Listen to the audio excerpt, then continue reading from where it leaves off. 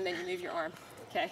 I know you're like, that's really retarded, like I'm going to run up a hill like that. I would totally fall over myself. And I will be happy to show any of you that if you want to know it. But there's a race that occurs right down the road here, Bandits Challenge. I know you've heard some of you have heard us talk about it. It's got these 3 god-awful climbs on the run. And I use that technique all the time. And what it does is it gives you an opportunity to use abductors, to go up the hill rather than quads and hamstrings, so that when you get to the top of the hill, your legs are really fresh to take off. But I only use that. I use that on very, very steep hills when I'm running or out trail running on really uneven footing or loose footing. I'll use that. I want to wrap up today. I'm going to videotape you one more time as well, but I want to wrap up and talk for about 15 minutes about breathing, because everybody likes to do that. And a couple of things that I have found and what we do with chief staff. So we can just kind of make a circle here and I'll put that okay. Breathing. What happens a lot of times when we get a little bit stressed while we're running is that we have a tendency to want to breathe from about here up.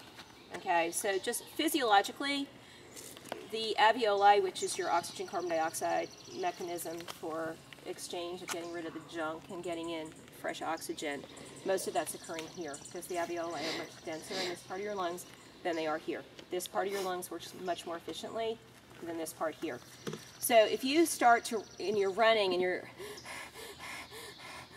or even on the bike, when you get like that, we want to get the oxygen further down. There have been plenty of studies, probably more done with cycling than with running, about the effects of what we call nasal breathing, which is breathing in and out through your nose. And I know for some of you, you're like, you're kidding, right? Like I'm going to do that. But I, over the last about 7 years or so, went from going, are you kidding me? I can't possibly do that, having exercise-induced asthma to the point where people would stop me after a race and go, aren't you doing something about that? You know, because it was pretty horrid.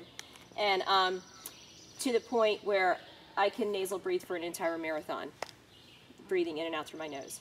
Okay, so a couple of things that I just want us to kind of get started with here is, I just want you to put your hand right here, kind of lower abdomen, and I just want you to breathe in and out through your mouth.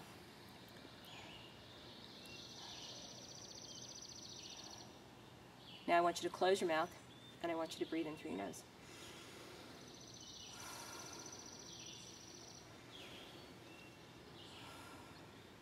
The tendency, and I just want you to think about the difference in the rate of your breath, breathing in and out through your mouth. How many of you felt that it was a shorter breath?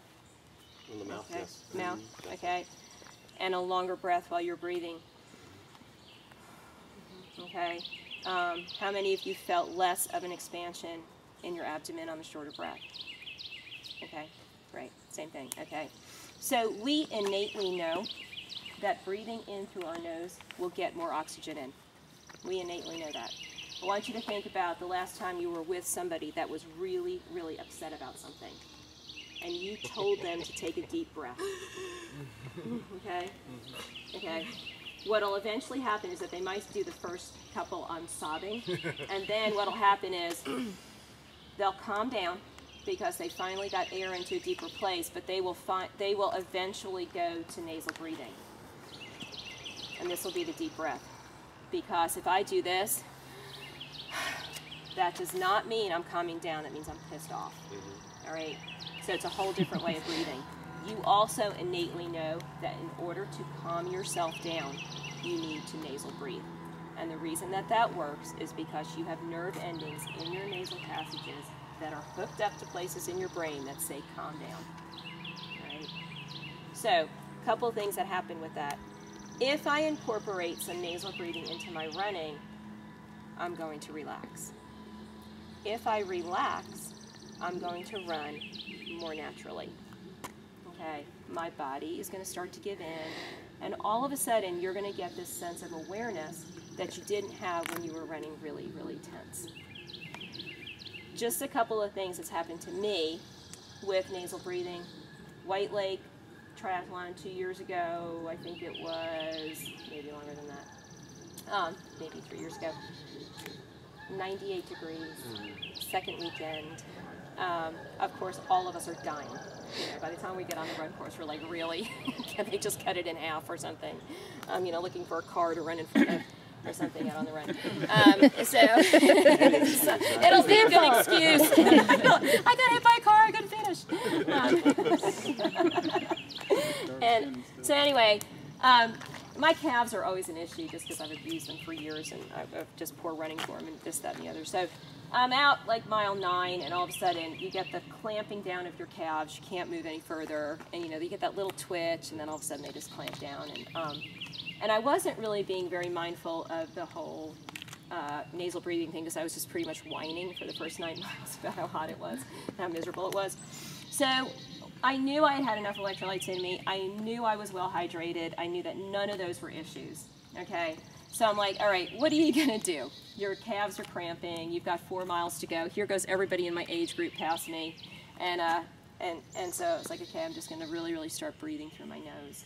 And what happened in about 3 minutes is that my calf cramping completely went away and I passed everybody back and it was awesome. That was an amazing, like, okay, nasal breathing. Why was I cramping? My muscles didn't have enough oxygen. If they don't have enough oxygen, they can't deal with all the crap that's building up in your legs because I was running and because of the last, 5 hours of what I had been doing. When I first started messing around with it, I ran with a friend of mine. He's about 60-ish. And I would notice that every time I'd start nasal breathing, that I would get ahead of him. I mean, significantly ahead of him, by like a quarter mile ahead of him. And I'm thinking, okay, he's having bad days. He's having a bad day. Well, his bad days went on for like 15 runs. I'm like, well, he's not having a bad day anymore. I'm having a good day. And so I was really starting to see that as soon as I started breathing that way, that I was relaxing more, my stride was opening up, and I wasn't feeling like I was working any harder. My heart rate wasn't going up. But I was lengthening out my stride and I was covering more ground, okay? And I've had a couple experiences racing where the same thing has happened, where I've had people, where I've been out on a course in a sprint. Of course, you're at a pretty high anxiety level out on a sprint course, and if I just go into breathing in and out through my nose and relax, my stride gets longer, I get faster, and I get to where I need to be. So the whole idea with you being able to relax and feel what's going on in your body a little bit more is a very, very important thing for you to try to start feeling a little bit of. So what we're going to do is we're just going to run kind of up to that first, like that tree that's kind of almost sticking out close to the road there. You know which one I'm talking about out of those 200 that are there. The green one. The green one, the one with the green leaves and the straight trunk. Okay. About halfway up the hill. I don't want you to incorporate this yet on too much of an uphill. So what we're going to do is we're going to start running around the cul-de-sac. You're going to go up by the tree, loop it back down, and we're going to do about 2 loops.